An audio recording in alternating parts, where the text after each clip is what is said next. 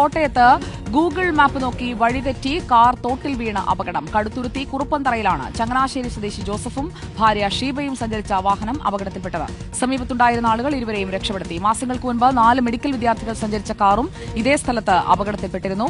ഈ ഒരു വാർത്ത കേൾക്കുമ്പോൾ നമുക്ക് പെട്ടെന്ന് ഗൂഗിൾ മാപ്പിനെ കുറ്റം പറയാൻ തോന്നൂലേ? പക്ഷെ മാസങ്ങൾക്ക് മുമ്പും ഇതേ സ്ഥലത്ത് ഇവിടെ ഇതേപോലെ അപകടം നടന്നു എന്ന് പറയുമ്പോൾ അതിന് എന്തുകൊണ്ട് അവിടെ ഒരു സൂചനാ ബോർഡ് അതല്ലെങ്കിൽ ആ അപകടം നടക്കാതിരിക്കാൻ എന്തുകൊണ്ട് അവർ ബണ്ട് കെട്ടി എന്തിനും ചെയ്തില്ല?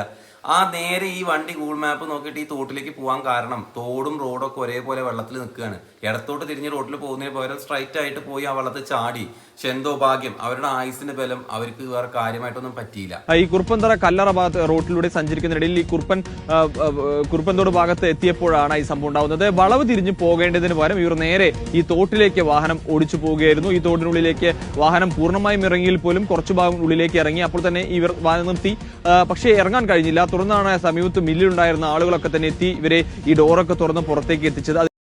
കുറച്ച് പ്രായമുള്ള ആളുകളായിരുന്നു വണ്ടി ഓടിച്ചിരുന്നത്. അതുകൊണ്ട് തന്നെ അമിതമായ വേഗതയും ഇല്ല, കൂടുതൽ അപകടം പറ്റിയില്ല.